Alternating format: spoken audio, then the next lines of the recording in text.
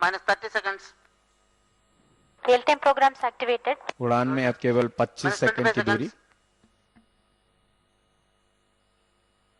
minus 20 seconds, 15 seconds, GS1 ignition, cryom, key locks enabled. 10, 9, UPS cut off normal. 8, 7, 6, 5, 4, 3, 2, 1, L40 0, ignited. plus 1, Yes. plus 2, GS1 L40 ignited. performance Vehicle normal lift off, and S139 normal. ignition. Vehicle lifts off from the launch pad. plus 7, plus 8, शानदार तरीके से plus 10 seconds, यान ने अपनी यात्रा शुरू की, उड़ान स्थल को छोड़ा P2 track. और अब अपने नियत मार्ग पर जाते हुए आप देख रहे हैं First stage performance normal. plus 20 seconds, एक बहुत ही शानदार उड़ान। प्रथम चरण पूरी तरीके से plus प्रज्वलित। 25 seconds, GSLV majestically going through the atmospheric phase of flight. 30 seconds into the flight. Second altitude of around 4 kilometers. Third plus now 40 seconds, GS L40 performance is performance normal. plus 45 seconds, 45 seconds into the flight. plus 50 seconds, plus 25 seconds, plus 1 minute, 60 seconds, 12 kilometer altitude. In fact, if you look at the sequence of the first stage, we will have the L40 burning for nearly 145 seconds, whereas the core solid motor burns for 100 seconds. After the burnout of the S139, the L40s will P2 track near CVT2. and as a single unit, the GS1 stage, which includes the L40s, 4 L40 S139 will get separated. plus And 1 then- minute 30 seconds, Nominal time of separation is 151 seconds. Now we are at 93 seconds into the flight. And a view of the altitude and the velocity profile, you can see very closely matching with the pre-flight predictions. So L40 S139 performance normal. S139 has burnt out. Burnout. So we just have the confirmation S139 has burnt out at 109 seconds as per the pre-flight predictions.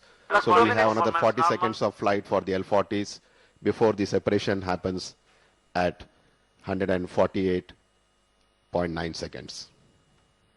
करीब 148 second पर L40 Stephens को बंद कर दिया जाएगा क्योंकि इनका कार्य संपन्न हो चुका होगा और उसके बाद में द्वितीय चरण को प्रज्वलित कर दिया जाएगा। So performance of the L40 stages has been very precise, and if you look at the display plots of the altitude and velocity, yes, L40 shut-off command has been issued at 149. GS2 stage ignited. GS2 has GS1 been stage ignited and separated. first stage separation successfully done. These are very close events, the shut-off, ignition of the second stage and the separation of the first and second. All has been done, including the separation of the 1/2M, the vented stage. और अब बंद पथ प्रदर्शन प्रणाली शुरू कर दी गई है। Second stage performance जो- normal. So we are into the second stage flight now, plus GS2. 3 minutes, which has a burn time of around 145 seconds. And we just heard the announcement from the range operation director, the GS2 performance is normal. And the next event which are looking forward is the separation of the payload fairing, which should happen at 228 seconds, which is around 30 All seconds clear from AOS. now, when the vehicle is at an altitude of 115 kilometers. So right now we are at 200 seconds into the flight with an altitude of 105 kilometers. And the altitude velocity plots that is being shown on the screen shows the PS1 GS2 performance is very nominal and close to the pre-flight predictions. अब थोड़े समय में ऊष्मा कवच को अलग कर दिया जाएगा क्योंकि उसकी आवश्यकता अब खत्म हो चुकी है। So 226 seconds, the nominal Heat time at shield which, separated. yes, payload fairing has been separated. 228 seconds exactly at the time where the pre-flight predictions were made. plus 4 minutes, So 240 Second seconds stage into the flight, performance normal. the vehicle is at 120 kilometers and it has traveled a range of almost 400 kilometers from the Shar range. Now, if you look at the sequence, the GS2, as I mentioned, 145 All seconds clear of in burn main auto. time. We expect the GS2 separation to happen at 292 seconds, which is around 30 seconds from now, which will be immediately followed up by the most important flight in the GSLV, which is the cryogenic stage flight of almost 700 seconds. So 270 seconds into the flight, the altitude velocity profile. Cryo Yes. stage ignition authorized. So cryo stage ignition authorization has been issued, and the actual ignition should happen at 20 seconds from now on. So 283 seconds, 131 kilometers altitude, velocity almost 4.9 GS2 meter per stay second. shut off and is separated. द्वितीय So- चरण को अब बंद कर दिया गया है, इसका कार्य पूर्ण हो चुका है और अब ये इसे Plus 5 minutes. अलग कर दिया गया Cryo है stage ignition commanded. और cryo engine ignition Big electromagnetic चुका है। cryo stage I think one ignition confirmed. very important announcement, the cryogenic engine ignition has been confirmed, which is a very significant event. Once the cryogenic engine is ignited, we have the next 700 seconds of flight, and this stage is going to deliver the remaining 50% of the velocity that is required for the satellite to get injected into GTO. So very good announcement here right now with the cryogenic engine ignition confirmation. Cryo So we, stage operating at operated level. if you look at the cryogenic ignition transient, it has an ignition transient where after 7 seconds it achieves a nominal thrust of around 7.5 tons, and 20 seconds after the ignition, the thrust is operated to by 11%. So we just heard the announcement, operating has been initiated also, and in the operated mode, the cryogenic engine will burn for almost 397 Plus 6 minutes. 397 seconds.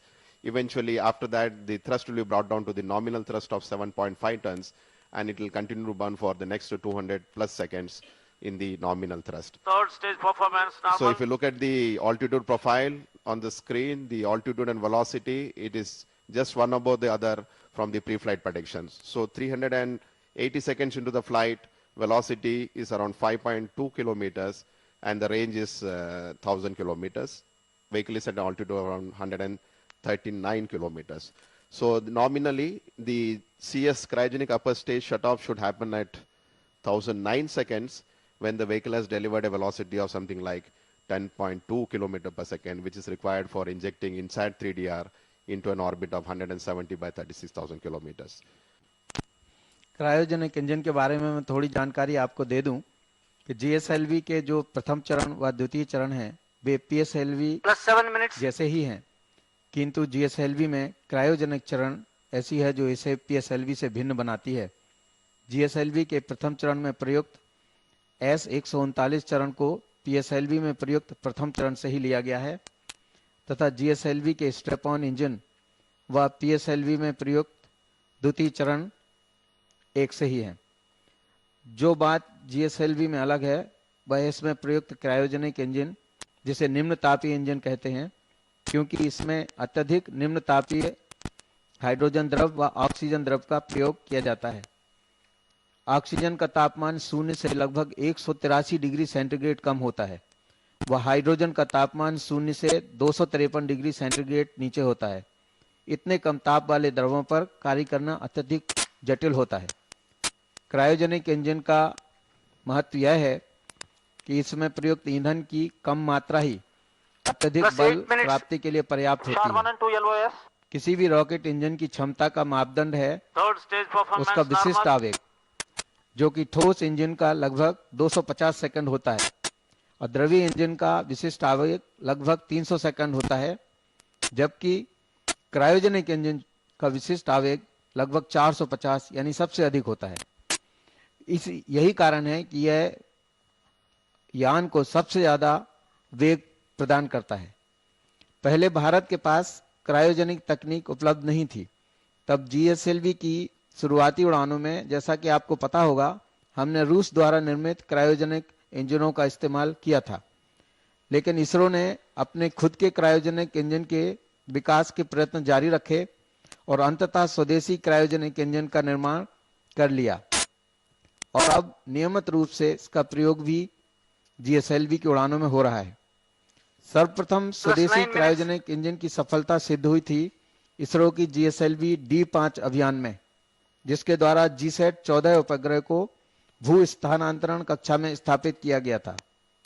इसके बाद आपको पता है कि इसकी विश्वसनीयता पुनः सिद्ध हुई जब पिछली जीएसएलवी D6 उड़ान के माध्यम से जीसैट 6 उपग्रह को कक्षा में स्थापित किया गया। यह पिछले साल यानी 2015 में 27 अगस्त को किया गया था। मैं अपने दर्शकों को यह भी बता दूं कि आगे आने वाले समय में चंद्रयान 2 अभियान के लिए भी GSLV वाहन ही प्रयुक्त होगा। So 580 seconds, almost 280 seconds into the cryogenic stage of flight, and a view of the altitude and velocity profile that is seen on the screen basically depicts a very close match with respect to the pre-flight conditions. And as far as the vehicle velocity is concerned, right now we are at 6.2 kilometers per second velocity.